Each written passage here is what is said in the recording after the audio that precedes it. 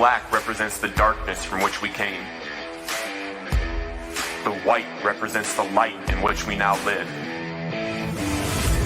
And the red represents the passion it takes to live.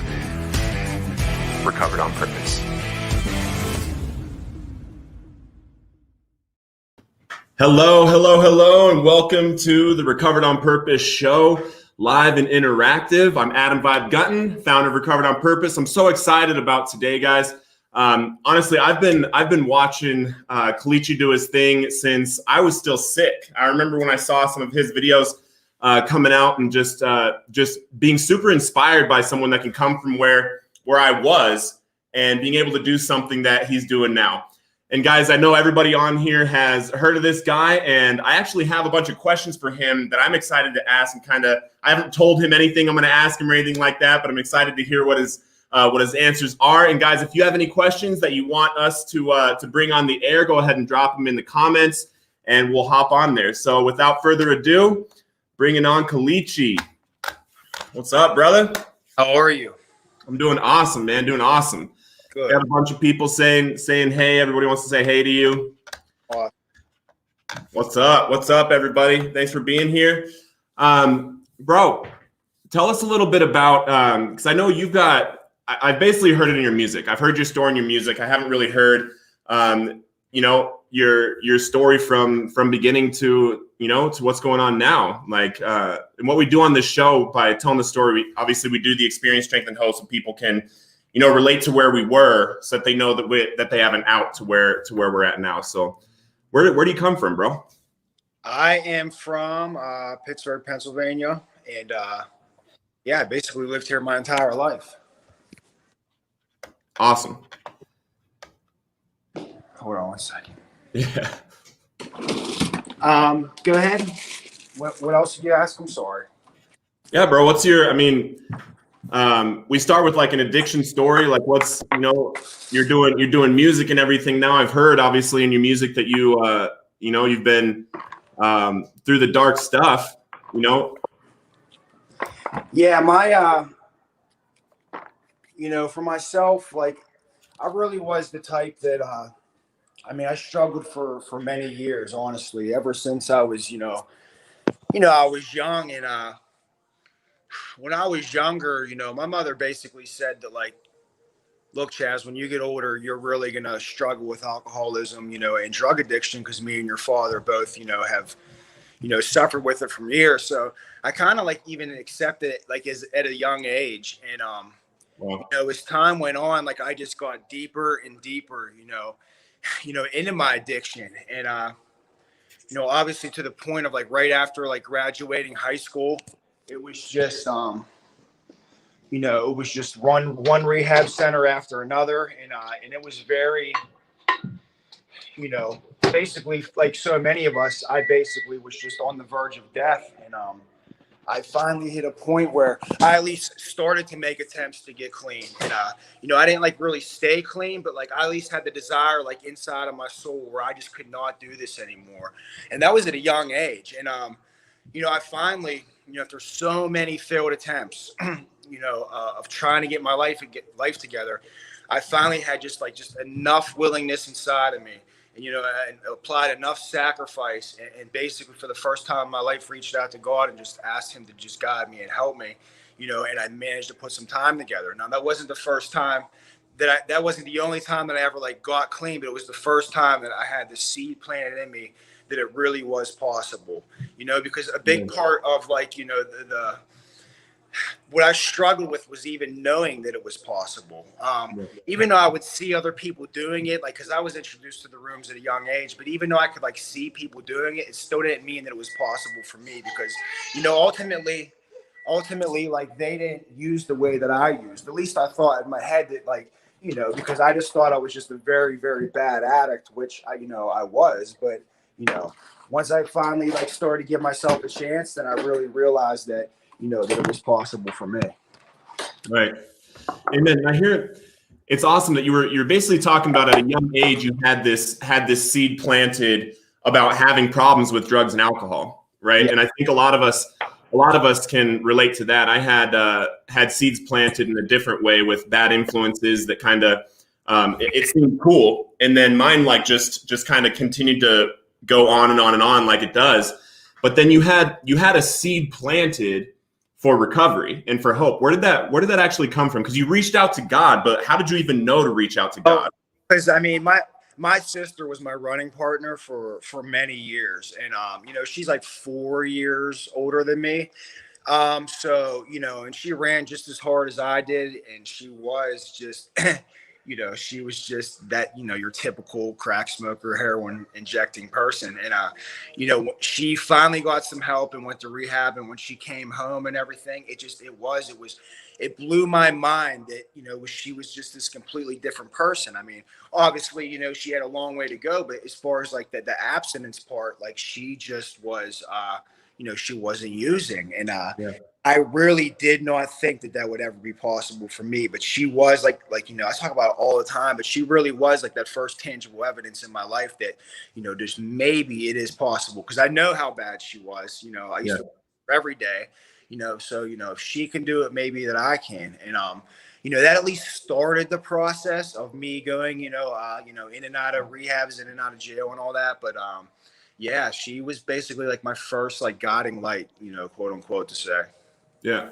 So how long did it take you once you had that guiding light or that seed of wanting to recover, thinking that there's hope, right? How long did it take you to actually begin to get clean? I mean, I would say about 4 years, maybe, because like I said before, like, even when the times I started, even when I was like real young, like at 19 and 20, I don't even want to say that I was actually putting forth like the actual effort that it took. I was just so tired of living the way that I was living, but I guess I wasn't tired enough to, try something new, the fear of the unknown. So like, even though I did not want to live the way I was still, more scared to live without drugs and alcohol, and the fear of living without drugs and alcohol was more powerful than not returning to the way that I was living, I guess. Right. I think we all get that. For me, like I had that same struggle where I was trying for a legitimate amount of time, trying to get clean, but I always I held on to that hope. And if there's someone on here that's still struggling, and you're not thinking that it could be you that can do it, like you're talking to two guys that were injecting the hardest stuff and not thinking that they could get hope. I was literally going to the probation officer asking him to put me in prison, like because I couldn't stop. And that's what happens with us, but there is hope. So what did you actually do to get clean, and how have you stayed clean? I mean, so many different times, for people that don't really know my story, like I had multiple years, a couple times, I had a year clean, then 3.5 years clean, then 2.5 years clean, then a year clean. And now I have almost 6 years clean. I will be clean 6 years in about like 2.5 weeks from now. Awesome.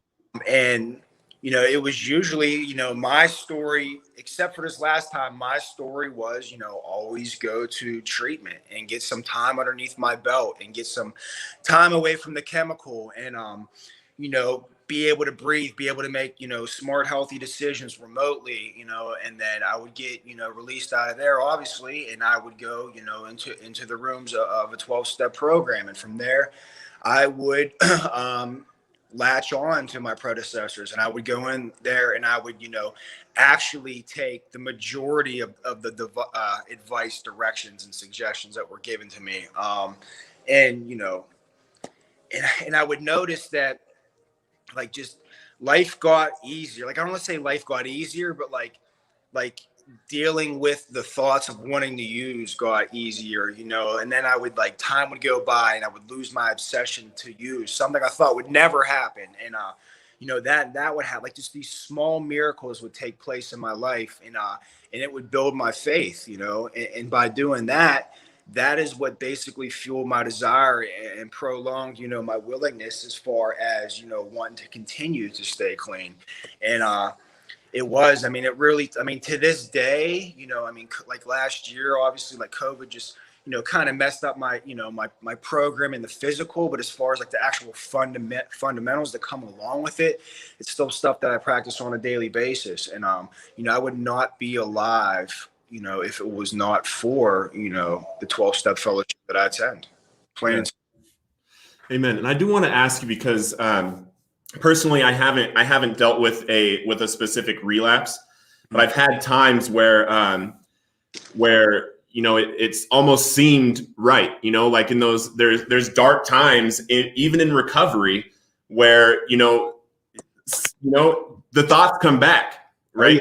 Oh yeah. So at those times in the past when you had time, what was it that you either stopped doing, or what did you start doing other than drugs that made you go down to a relapse? It's funny. I was actually sharing this story with, another individual the other day, but, this last time that I got clean, I remember I had exactly a year clean, and I was celebrating, and I was actually out of town. I was actually, I was in South Carolina, and I remember I ran into this little obstacle that, brought up all these foreign feelings or feelings from the past, as far as feeling worthless, and filled my life with all this self-doubt again and self-hate. It was just like, and it came on all at once like a tidal wave. And I remember I was with quote unquote like normal people, and I was sitting on their balcony, and I was staring at this open bar, and I remember, like, I literally, like, in my head made the decision, like, I'm going to drink, like, basically right now. And I did. And I made this decision, and although, like, I didn't, like, there was something inside of me where I could not go through with it. And it was like, you know what, like, before I do this, let me at least go call my sister. And, which is crazy because I have so many, friends, including sponsor and everything, people in my support group that, that I call, for, advice or whatever it is. But for some reason, she just popped into my head. And I remember I walked outside, and I walked like 3 streets over, and I called her, and I told her about the situation that was going on, the things that took place, how everything like unraveled.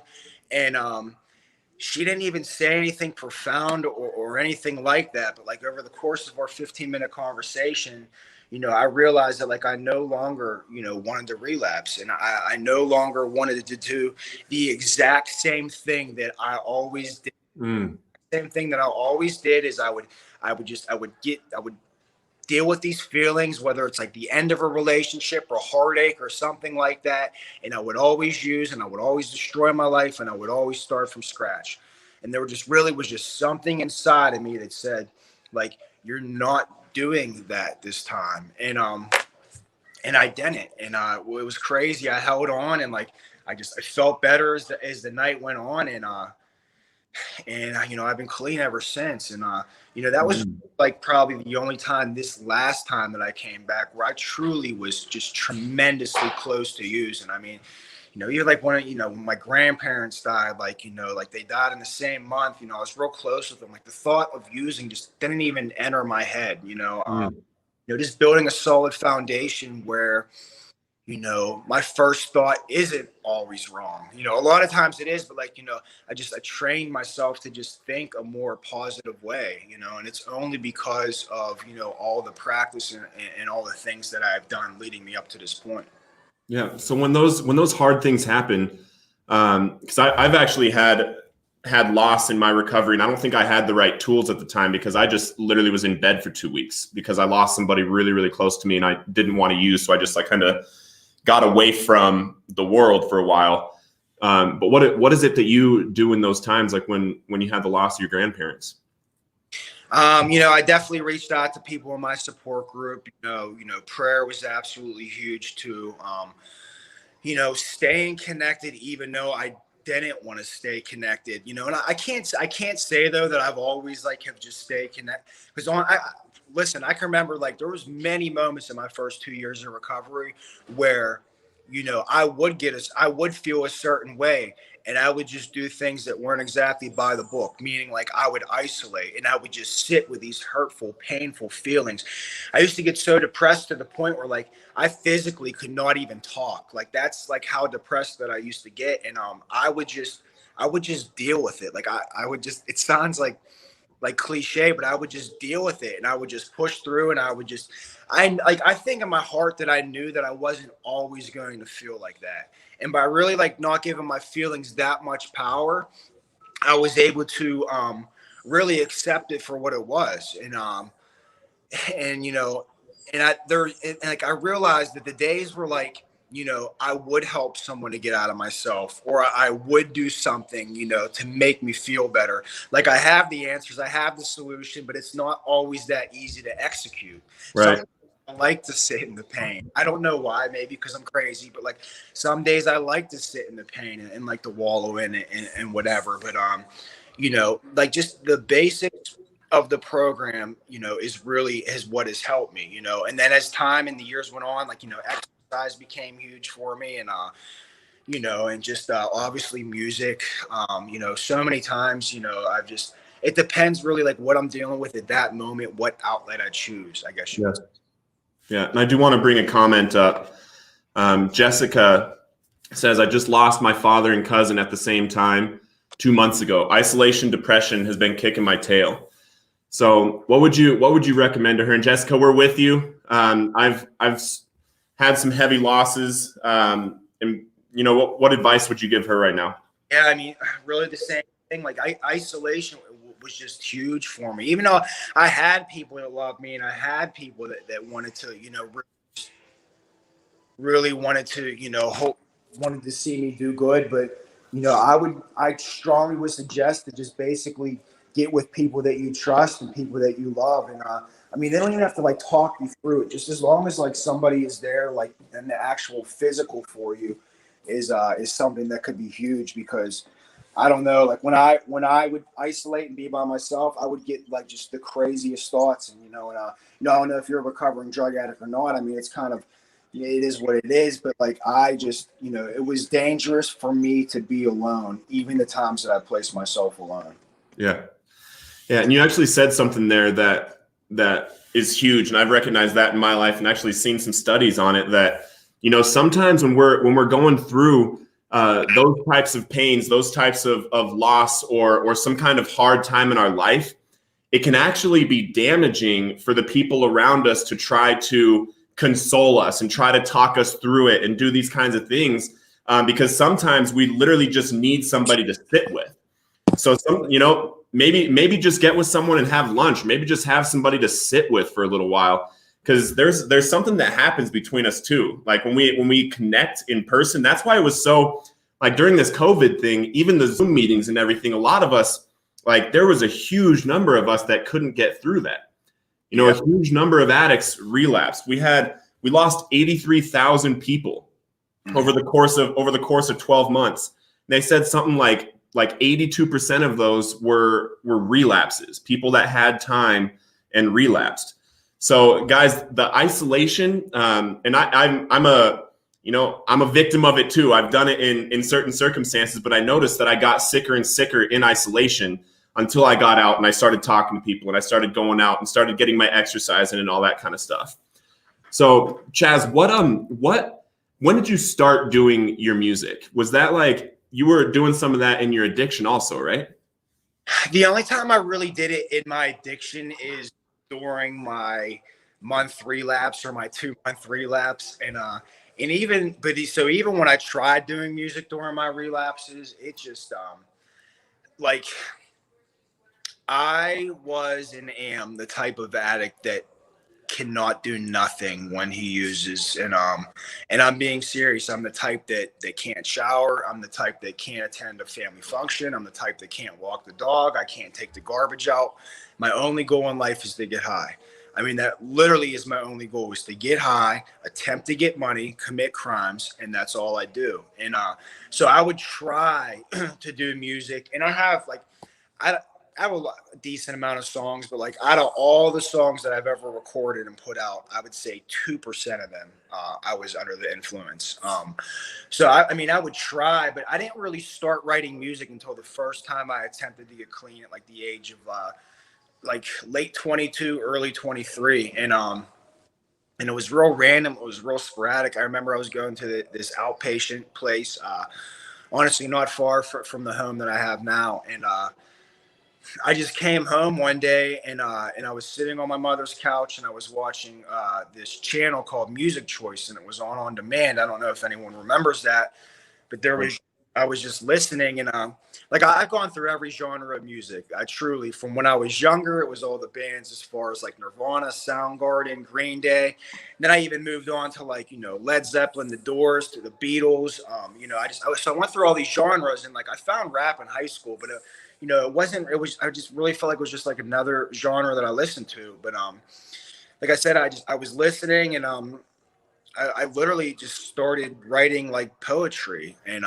then like, in the same week or the same, month, I started formulating it and put it into songs. And no one showed me, no one taught me. I didn't have any influence in my life, nothing like that. I just kind of self-taught, trial and error. I picked a studio out of the Yellow Pages at that time, and I called them and went there and recorded my first song, and then went there for 10 years straight. So, I mean, I guess you could basically say that I had this passion inside of me, and no one pushed me. No one even advised I did. Like, I think, I recorded my first full album of 20 songs before I even told like my closest friends that I was rapping. I don't know if I'm ashamed of it or if just didn't think I was any good or whatever, but like, I just never told anybody that I rapped until I was like years later. Right. That's awesome. Strange. That's awesome. I was.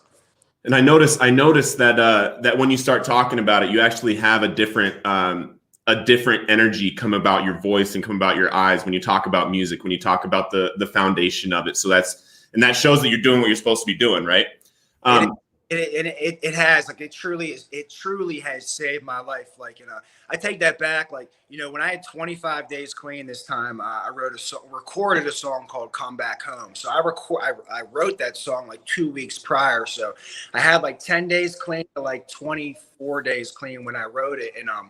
And why I say that song saved my life is that I was struggling trying to come back this last time. And I wanted to harm myself. I just did not want to feel. But I remember I would go to this abandoned parking lot at the Marriott Hotel, and I would just put this instrumental on repeat for hours, and I would just write. And it completely changed the way I felt. And I would go in this parking lot wanting to die, but would leave and almost be on the spiritual high. Just simply by trying to attempt to get my story out. And that has been another outlet that I can't tell you has saved me like truly an infinite amount of times. Yeah, that's awesome. And I actually your music has started to come up on my YouTube music and Pandora stuff for suggested music. So when I heard your voice, I was like, what? That's awesome. So where does the name Colicchie come from? Where'd you get that? It was actually my grandmother's maiden name. And I remember before I was gonna attempt to even start recording, I remember I was talking to like two really good friends of mine, and I basically was just like, I think I'm gonna go with Colicchie, because at that time people were just calling themselves the weirdest, strangest things, and I didn't want to be like it was pure, was simple, or not simple, but I wanted something that was pure and had meaning, and fast forward, 13 years later, like my grandmother dying, like, she really was like the most selfless person in this entire world, and just so loving. And it's almost like she's, watching over me, because I would like to think that that's what my music is like, as far as like the benevolence and like the helping others and everything. So, today it's like my name really truly does have more meaning than, it ever has before. Yeah, that's amazing. That's amazing. So what's on the horizon for your music this year, now that venues are open back up and everything's going on? What do you have going on the rest of the year? No tours, but a bunch of different, shows here and there. Like we just did something in Connecticut, and then the next one is Indiana, where I'll see you. Correct. Mm-hmm. And then I have a few shows in Ohio, and then fast forward, I think like Montana, Nebraska, Minnesota, you know, and just a couple more, Oneida, New York, and but that's it. I mean, I want to try and focus on recording as much music as possible too.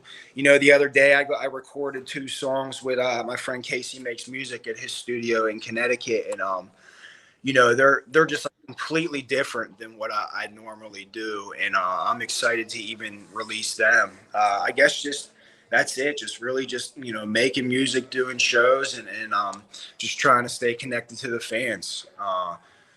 One of these days, I'll do like another tour or something. Just probably not anytime soon. Got it. And guys, what he's talking about in Indiana is, and when's your clean date? Is it the 6th? No, I've been clean since June 7th, 20. June 7th. Okay. So we have an event put on by Angel Bryant, and it's called Recover Out Loud, and it's going on in Indiana. You can actually see the flyer on the Recovered on Purpose page. But if anybody's around that area, come out and see Colicchie live. I'll be speaking at it. There's a whole bunch of people speaking at that event. And then if anybody on here is in Billings, you'll be going to Billings later this year? Yes, correct. Awesome. So I fly out there tomorrow, so I'll let people know you're coming. So bro, one thing I wanted to talk about before we get off is when we're in early recovery, right? We want like everything to come at us at one time, right? We want the video that gets 28 million views. We want the 3 albums. We want the shows, we want all this stuff. But climbing up to this point, and you said it earlier, like these small little miracles continue to happen in your life, right?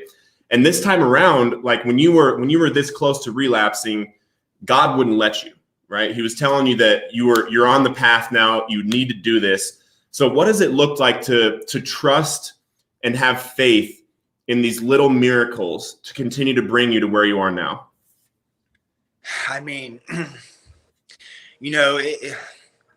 it was hard work, and I look back and like I think I might have said this to you like prior, but like I never believed that my music would reach as many people as it has today. I mean, I really never would have thought that about my story and about the music. Like I said, for over a decade, I was just doing music and just releasing it because of how it made me feel. And even because I can even remember back to early recovery this time where like I was just so happy to honestly to just not even be sick. I was so happy to be able to wake up and not have to go chase a drug. I mean, I remember I was like living in a spare bedroom in my mother's, and I don't even remember what I was doing at that exact time, but maybe doing like landscaping, making like a couple $100 a week. And, but I was just so happy. And I would just go to meetings every night, and I would just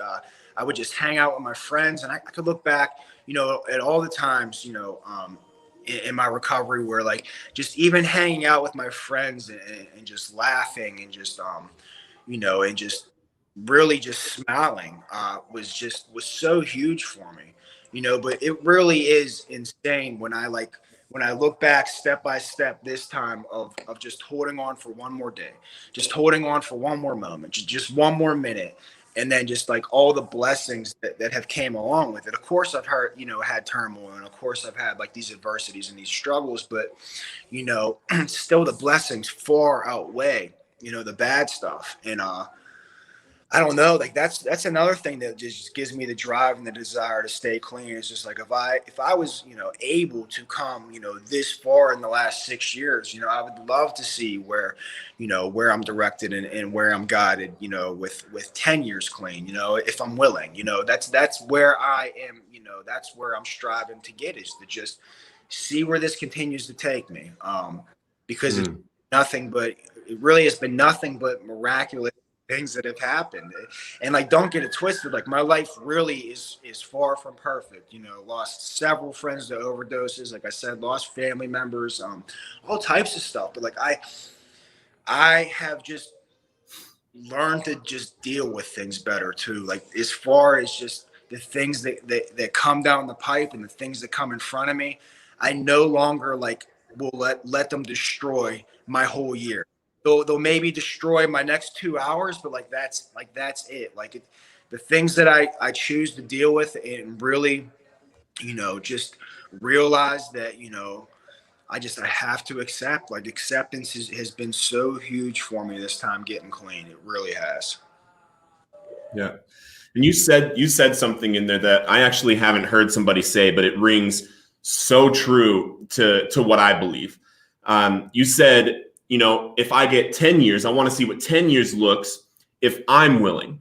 Yeah. You know, and I hear so many people put it on God. Like, if God's willing, you know, I'll have 2 years in 2 weeks or whatever. And the thing is that God is willing. God is willing. So what does that mean to you when you say, if I'm willing, I'll have 10 years? Well, that's exactly what it is. I mean, I hear the same phrase too, and that's God is always willing. You know, I have to be willing, meaning I have to put in the footwork. You know, I have to do the things that I don't want to do. I still have to do them. And hold on, babe. I have to be willing to really just put all the work in. You know, it's like, you know, you hear like, God will, you know, build a mountain, but I have to bring the shovel, and it's so true. I have to push myself in the days and the moments, even when I don't feel like doing it. You know. Yeah. Amen. And guys, I want to thank you all so much for being here, listening to Chaz's story. We're so grateful for everything you do for us, brother. Everything you've done over the last, you know, 6.5 years, or almost 6 years. The people that you've inspired are causing ripple effects all over the world. So we just appreciate you so much. We love you, and thank you so much for being on here, brother. Oh man, I appreciate it. All right, we'll talk to you soon, okay? And I'll see you in 2 weeks. Yes. All right, bro. Have a good one. Bye, everybody.